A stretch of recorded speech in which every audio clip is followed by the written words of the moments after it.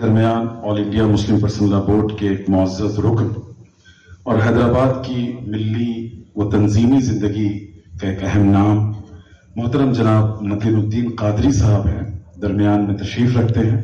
میں ان سے گزارش کروں گا کہ وہ اپنے تاثرات پیش کریں۔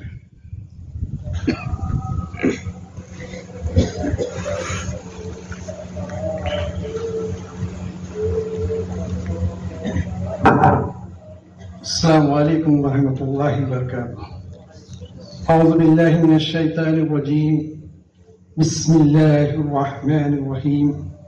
الحمد للہ رب العالمین، والصلاة والسلام علی رسولہ النبی الکریم وعلی آلہ واصحابہ اجمعین، اما بعد۔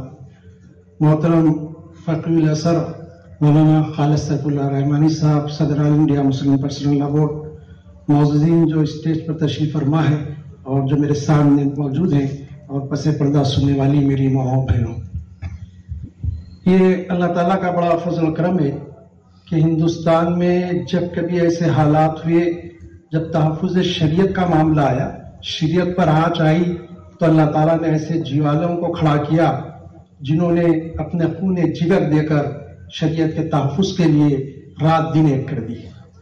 میں اس وقت جو ہے بورڈ کی تاریخ میں بھی نہیں جاؤں گا، حضرت والا سے آپ نے بورڈ کی تاریخ بھی سماعت فرمائی، لیکن کچھ باتیں میں آپ سے سامنے عرض کرنا چاہتا ہوں۔ پہلی بات تو یہ ہے کہ جس وقت حضرت مولانا رابع ندوی صاحب رحمۃ اللہ علیہ کا انتقال ہوا، اس وقت تھوڑا سا تشویش لوگوں میں پیدا ہوئی کہ صدارت کا کیا مسئلہ ہوگا۔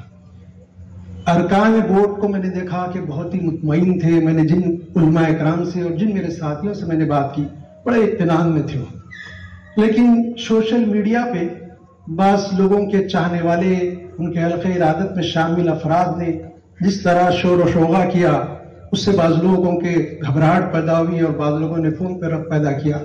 ہم نے کہا اطمینان سے رہیے، کوئی فکر کی بات نہیں ہے، اور بہت مطمئن تھے ہم۔ لیکن ایک عالم دین نے، جب میں نے ان سے بات کی کہ صدارت کا کیا کرنا ہے، تو انہوں نے کہا کہ بھئی آپ کے حیدرآباد کے بہت بڑے عالم دین اور بورڈ کے جنرل سیکرٹری صاحب نے فلاں عالم دین کا نام اپنے ذہن میں طے کر لیا ہے۔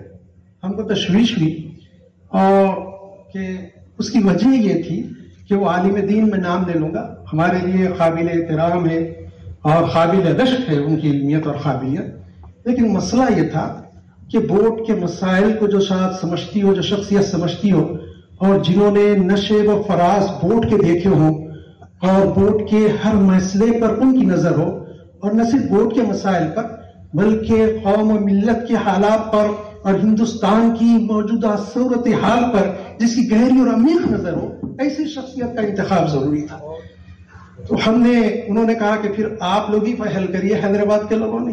پھر ہم نے حضرت والا سے بات کی، تو حضرت لوگ یہ سمجھتے نا کہ اردو کے خواہش مند ہوتے علماء، حضرت نے کہا کہ نہیں، میں نے یہ نام طے کر لیا ہے۔ پھر میں نے کئی دلیلیں دی، حضرت یہ مناسب نہیں ہے ان کا نام، میرے لیے قابل احترام ہے۔ تو بولے پھر کون ہے؟ تو ہم نے کہا آپ ہی کی شخصیت ہے، اس وقت آپ کو آگے بڑھنا پڑے۔ پھر میں نے سمجھا کہ شاید میں تو ایک معاملی حقیر پرفقیر ملی کارکن ہوں، شاید میری بات نہیں مانیں گے۔ میں نے سارے علماء سے ربط پیدا کیا، اور اللہ کا فضل و کرم یہ تھا کہ انہوں نے مجھ سے پوچھا کہ آپ کے ذہن میں کس کا نام ہے؟ ہم نے بتایا تو انہوں نے کہا کہ ہمارے ذہن میں بھی یہ نام ہے۔ اور لوگ یہ سمجھ رہے تھے کہ بورڈ کے اجلاس میں کچھ ہوگا۔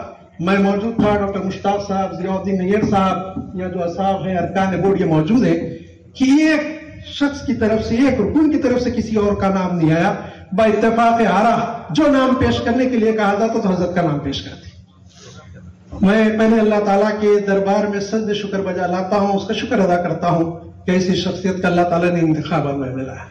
دوسرے یہ حضرت کی تواضع انکساری ایسی کہ آپ نے بھی گفتگو بھی سنی، اس وقت سارے جملے انہوں نے ہم لوگوں کے سامنے کہے کہ میں اس معیار کا شخص نہیں ہوں جو وہ لوگ جو علماء اکرام تھے۔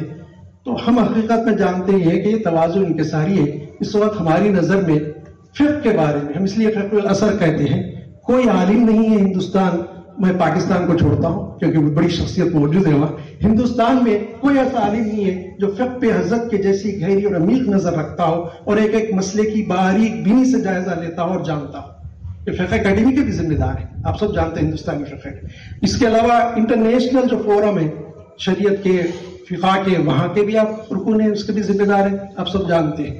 میں دوسرے یہ کہ آپ کو مبارکباد دینے کے ساتھ ساتھ میں جو ہے آپ کا شکریہ بھی ادا کرتا ہوں کہ آپ نے ہماری تجویز کو قبول کیا اور اس صدارت کی منصب کو قبول کیا، اس عہدے کو۔ ہم آپ کے مشکور ہیں، آپ کو شکریہ ہمارا ادا کرنے کی ضرورت نہیں ہے، ہم آپ کے مشکور ہیں، آپ کا شکریہ ادا کرتے ہیں۔ حاضرین، اصل میں بات یہ ہے کہ اس وقت حالات پرآشوب ہے، میں تفصیل میں جانا نہیں چاہتا، اشارت میں بات عرض کرتے ہوئے چلے جاؤں گا۔ اس وقت کیفیت یہ ہے کہ اغیار تو چاہتے ہیں ووٹ ٹوٹے، لیکن مجھے افسوس یہ ہوتا ہے ہمارے درمیان ایسے لوگ چاہیں جو چاہتے ہیں کہ ووٹ کو نقصان پہنچایا جائے اور اس کو توڑا جائے۔ ایک صاحب مجھ سے بات کر رہے تھے، کہہ رہے تھے کیا ہے ووٹ؟ ایک این جی او ہے۔ بلا آپ اتنا اڑا رہے ہیں، چیخ رہے ہیں، کئی کو ہزاروں این جی او ہے، میں بھی مانتا ہوں ووٹ ایک این جی او ہے، اس کا پیچھا چھوڑ دیجیے دوسرے این جی او سے، اگر آپ کو کسی کے پیچھے پڑنا تو اور جائیں گے، اس کی ووٹ کی کوئی اہمیت نہیں ہے۔ بلا مجھے اس سے معلوم ہو رہا ہے کہ آپ جتنی بلند آواز سے اس کے خلاف بات کر رہے ہیں، ووٹ کی اتنی زیادہ اہمیت میرے کو نظر آ رہی ہے آپ کے۔ تو کیفیت یہ ہے کہ بلا وجہ لوگ تنقیدیں کرنا اور یہ باتیں اس طرح کی کرنا۔ ایک بات میں اور کہوں گا کہ میں جہاں جلسوں میں خطاب کرنے گیا، مہاراشٹر، کرناٹک اور جو ہے خود اپنے تلنگانہ، تو جو ہے اکثر جلسوں کے بعد لوگ مجھ سے سوال کرنے لگے کہ صاحب ووٹ کیا کہا آپ کو رکن نے ووٹ کیا، کیونکہ وہ بابری مسجد کے معاملے میں نے کہا کہ آپ نے کیا اس کا ججمنٹ پڑھا ہے؟ تو کہا نہیں پڑھے۔ آپ کو اختیار نہیں ہے سوال کرنے کا، سوال کرنے کا اختیار اس کو ہے جو ججمنٹ پہلے پڑھے اس کے بعد کہے۔ بورڈ کا جو موقف تھا، مسلمانوں کا جو مشترکہ موقف تھا کہ اس جگہ کبھی کوئی مندر نہیں تھا، ججمنٹ میں کہا گیا کہ کسی دور میں کوئی مندر نہیں۔ پھر یہ کہ کسی مندر کو تھا ہی ہے تو توڑنے کا سوال کہاں ہوتا، توڑا نہیں گیا۔ پھر ہمارا یہ موقف تھا 22-23 دسمبر کی درمیانی شب 1949 میں وہاں مورتی لا کے رکھی گئی، انہوں نے اس کو بھی قبول کیا، اس کی ایف آئی آر کی کاپی تھی۔ ہمارے جتنی باتیں تھی ساری قبول کی گئی، صرف آستھا کو بنیاد بنا کر فیصلہ۔ اگر آپ ججمنٹ پڑھیں انگریزی میں، آپ پڑھ کے دیکھیے، اس کو آپ کو اندازہ ہوگا، ساری چیزیں خود ججمنٹ میں قبول کی گئی جو ہمارا دعویٰ تھا، اور ان کے سارے دعووں کو مخالفین کے مسترد کر دیا گیا۔ لیکن آستھا کی بنیاد پر اگر کوئی فیصلہ کرتا ہے، ہم اس کے لیے کچھ کر نہیں سکتے، وہ اپنی کوششیں کرتا ہے۔ عزیزان گرامی، ایک دو باتیں میں اور عرض کرنا چاہوں گا کہ حضرت کے بارے میں اقبال نے کہا تھا کہ نرم دبے گفتگو گرم دمے جستجو، رزم ہو کہ بزم ہو پاک دل و پاک بس۔ میں نے جب سے جو ہے آپ کو دیکھتے رہا ہوں، آپ کی کیفیت یہ رہی۔ بورڈ میں بھی انسان ہے، بعض وقت اختلافی مسائل ہوتے ہیں کسی رائے میں، بالخصوص جب مسلک کی بات آتی ہے اور فقہ کی بات آتی ہے، کوئی ایسی رائے مختلف رکھتے ہیں۔ ہمارے پاس آپ جانتے ہیں اہل حدیث بھی ہیں، بریلوی بھی ہیں، دیوبندی بھی ہیں، ندوی بھی ہیں، اور جو ہے شیعہ لوگ بھی ہیں، بہرے بھی ہیں، مہدوی بھی ہیں، ہر طبقے سے تعلق رکھنے والے۔ ایک مجھے اجلاس یاد آ رہا، جہاں تک مجھے یاد ہے وہ شاید وہ اجلاس کلکتے کا تھا، بہت سال قبل کی بات ہے۔ اس وقت جو ہے اختلاف ہوا علماء میں، تو بات بحث بڑھنے لگی، تو اس وقت جو ہے اس اجلاس کی کنوینری علی جناب محترم مرحوم عبدالرحیم قریشی صاحب فرما رہے تھے، وہ سیشن جنرل سیکرٹری تھے، انہوں نے مولانا خالد سیف اللہ رحمانی صاحب کا نام اناؤنس کیا کہ وہ آ کے کچھ اس بارے میں تبصرہ کریں، مخاطب کریں۔ تو حضرت مولانا خالد صاحب نے اتنے پیارے انداز میں ان دونوں گروہوں کو جو اختلاف کر رہے تھے سمجھایا، ہم خوش ہو گئے اور وہ خاموش بیٹھ گئے۔ یہ آپ کی خوبی ہے کہ جو آپس میں دست و گریباں ہوتے ہیں اور آپس میں اختلاف رائے رکھتے ہیں، آپ کی بات سننے کے بعد جو ہے مطمئن ہو جاتے ہیں اور وہ دونوں خاموش ہو گئے۔ ہمیں سمجھ رہے تھے کہ یہ تو جو بات بڑی ہے شاید تھمے گی نہیں، لیکن حضرت والا کی گفتگو کے بعد وہ بات تھم گئی۔ میں ایک اور دو باتیں عرض کرنا چاہوں گا۔ آپ نے خود اپنی کتاب میں فرما دیا کہ ہم نے دیکھا، میں بھی اس کا شاہد ہوں، گواہ ہوں کہ حضرت مولانا رابع ندوی صاحب اور علی جناب مولانا عبدالرحیم قریشی صاحب، یہ دو شخصیتیں تھیں، میں جب کبھی دیکھتا کہ کسی معاملے میں حضرت مولانا خالد صاحب کو آگے بڑھاتے۔ مجمع قوانین اسلامی کا ٹرانسلیشن ہو گیا تھا، لیکن جسٹس شاہ محمد قادری صاحب کو اس پہ اعتراض تھا۔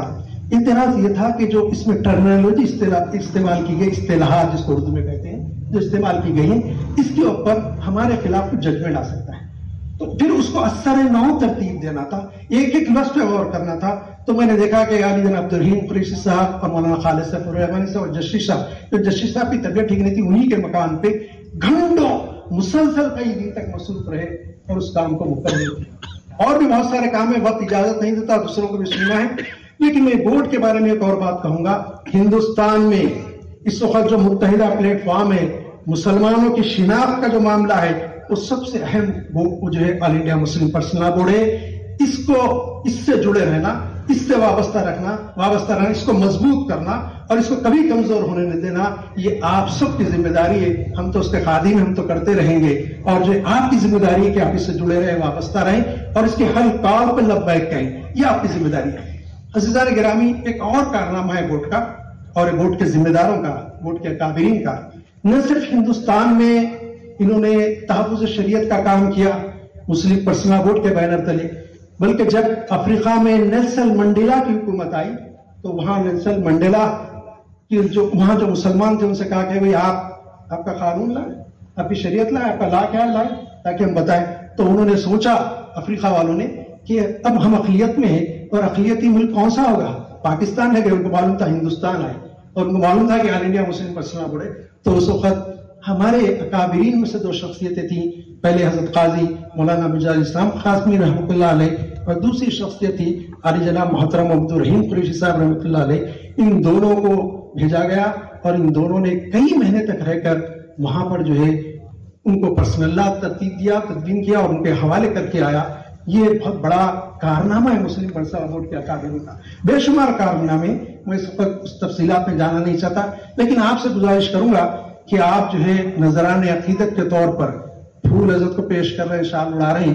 میں روکنا نہیں چاہوں گا, یہ تو آپ کی عقیدت محبت ہے, لیکن ایک بات کہنا چاہوں گا کہ حالات پرآشوب ہے اس وقت بورڈ کے لیے. جب کبھی صدر محترم کا کال آئے بورڈ کے, آپ کو دام میں درے میں سخن اپنا وقت بھی لگانا پڑے گا, صلاحیتوں کو بھی لگانا پڑے گا, مال کے ساتھ اس پہ کھپانا پڑے گا, تاکہ اس ملک میں شریعت کا تحفظ ہو. اور شریعت کے تحفظ کے لیے ہر قدم پر صدر محترم کے حکم کے منتظر رہنا پڑے گا, اور جو ہے ہر کال پر لبیک کہتے ہوئے حاضر ہونا پڑے گا, تاکہ اس ملک میں مسلم پرسنل لا بورڈ کے تحت تحفظ شریعت کا کام اس ملک پہ جاری رہے. ایک اور خطرہ اس وقت سب سے زیادہ ہے, اور وہ خطرہ ہے یونیفارم سول کوڈ کا. اور جو ہے یہ آرٹیکل ڈائریکٹر پرنسپل کی 44 جو ہے یہ ہمارے لیے ایک لٹکتی ہوئی تلوار ہے. کئی فیصلے سپریم کورٹ کے 1980 کا جو ہے ججمنٹ ہے سپریم کورٹ کا, جو ہے اس میں جو ہے یہ کہ جو ہے وہ فیصلہ یہ ہے کہ جو ہے پریویلیج جو ہے فنڈامنٹل رائٹس کو ہے, بنیادی جو حقوق ہے اس کو ہے. لیکن اس کے باوجود کیا کیا جائے کہ اگر کسی کی نیت خراب ہو اور تھوپنے کی کوشش کرے, اس کے لیے بھی ہم کو جدت کرنا پڑے گا. میں اس موقع پر زیادہ تفصیلات میں گئے بغیر یہ دعا کرتا ہوں کہ ہمارے صدر محترم کو اللہ تعالیٰ صحت اور تندرستی دے, دیر پاک بورڈ کی قیادت اور صدارت پر قائم رکھے, اور ملت اسلامیہ کو آپ کی ذات سے اور بورڈ کی طرف سے جو نفع پہنچائے, اور سارے مسلمانوں کو یہ توفیق دے کہ بورڈ کے خلاف جو یلغار ہوتی ہے وہ سینہ سپاہی دیوار کی طرح جو ہے ڈٹ جائے اور اس کا مقابلہ کرے. اللہ تعالیٰ عزائم کو سینوں میں بیدار کر دے, نگاہ مسلمان کو تلوار کر دے, تڑپنے پڑکنے کی توفیق دے, دل مرتضی سود صدیق دے. وآخر دعوانا الحمدللہ رب العالمین والسلام.